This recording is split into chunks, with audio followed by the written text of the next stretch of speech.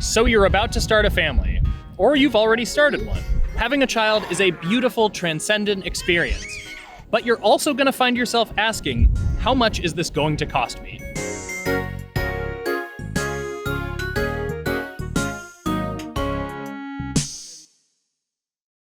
I like him holding up this notebook. This episode is personal to me. Bobby here was born last year, and I often look at him and I wonder what the future holds. Not just for him, but for me and my wallet. What does daycare cost? What do diapers cost? Does he need a college fund? It's pretty daunting to add all that stuff up, but Christina Lividary has actually crunched the numbers. Christina, thank you so much for being on Good Money. I just had a baby, he's 9 months old, so we're kind of going through this. There's figures out there that most people get about what having a kid costs, and you kind of delved into that and saw what the truth was, I suppose. It really does vary and depend upon a number of factors. So a great cost that can vary a lot is the cost of maternity health care. On average, Americans can expect to spend, if they're covered by a health plan, $4,500 for routine maternity health care. That doesn't include, if you have an emergency C-section or if you have a longer than expected stay in the NICU. So $4,500 is really just the base starting point. The next thing we wanted to investigate was what we call getting ready for baby costs. How much are we going to spend on getting that nursery ready? Most of our clients spend about $5,000 for some of those bigger items that don't get bought during the baby shower. So that could be your crib, your bassinet, your stroller.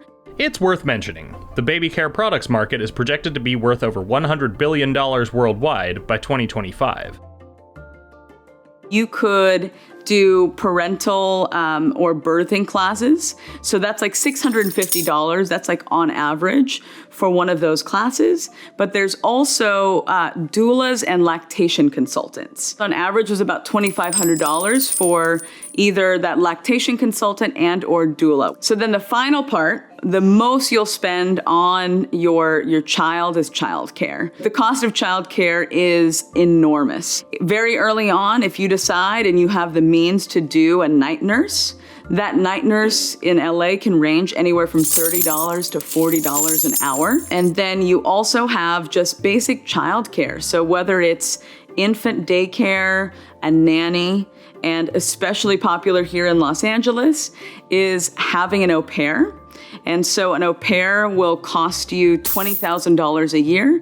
But the other thing is that they'll also have to live with you. So if you add all those up, it comes to a grand total of $47,000. Whoo, yeah. Gosh. That's the cost of having a baby right now. But what about the future? Are they going to go to college, trade school? When are they going to move out of the house? Ever? Roger Ma's a certified financial planner, and he's been thinking about this stuff a lot, especially since he has a baby of his own, named Owen. Both of them joined us to talk. Let me just start by saying I haven't done anything to prepare for Bobby's financial future. I'm starting at zero. What can I do today to make that a rosier picture? It's always good to get a sense of where you're starting from. So I think coming up with your financial report card, which includes calculating your net worth, figuring out what your living expenses are, how much you spend on a monthly basis, and in what categories, and then also what your credit score is as well. And I think that's a great starting point. Is saving for college as big of a deal now as it used to be? The cost of education has been increasing substantially year after year. But honestly, I don't think we really know what form higher education is going to take in 15, 20 years. And if it's going to be as important in terms of employers using it for signaling. So I certainly recommend to save within a 529 plan. A 529 plan is a tax-advantaged savings account designed to be used for a beneficiary's education expenses, like Bobby's. Let's say I do a 529 plan, and he grows up and he's like, I don't want to go to college. What happens to that money? Yeah, so usually if you're taking it out for non-eligible expenses, you might get taxed at your federal tax rate. State tax might be subject to local tax too.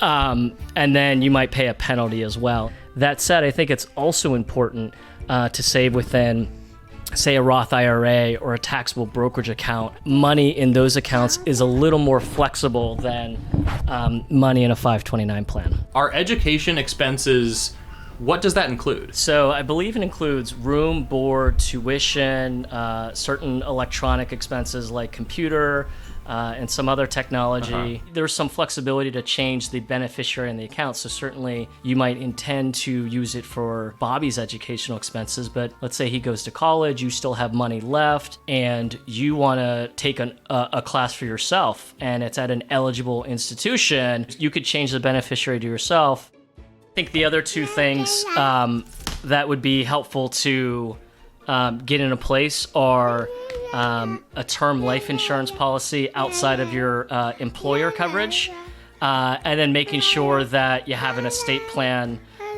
in place. And if you already have one in place, updating it to incorporate your little one, and particularly not only figuring out where your stuff goes, but in the case where you're not around and your partner isn't around, who is going to take care of Bobby? So, start a 529 plan, get a term life insurance policy outside of my employer, and change my estate plan or will to include Bobby.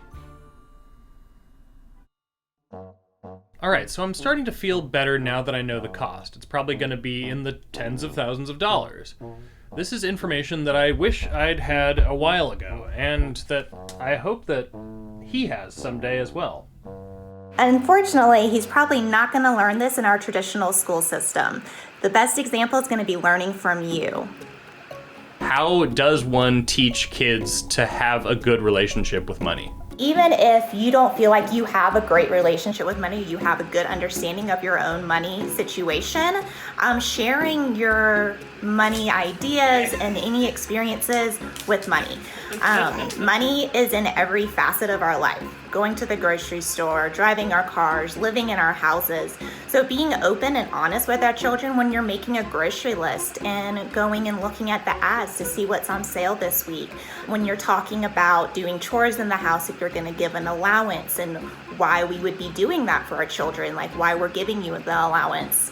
And just leading by example and not being afraid of your own insecurities around money, because those are going to transpose onto your children. What would you suggest is like a proper amount to divulge about, income, comfort? Just being more open, even if it's like possibly negative things, telling your kids we don't have enough money for that, or remember we want to go and take this vacation next month, so this month we're not going to go out to dinner, or we're not going to go to Chuck E. Cheese or to the movies. We're going to try to save our money because we want to have money for our next trip, our next month. And just explaining that process to children, what's actually going on in your head, I think is very helpful, because a lot of times they don't see it. They don't understand how the money even comes in, why daddy goes to work, why mommy goes to work, that putting gas in the car costs money. Sometimes they don't even see those transactions. So allowing them to see those transactions is always very helpful. So we talked about expenses, planning, and teaching your kids about money.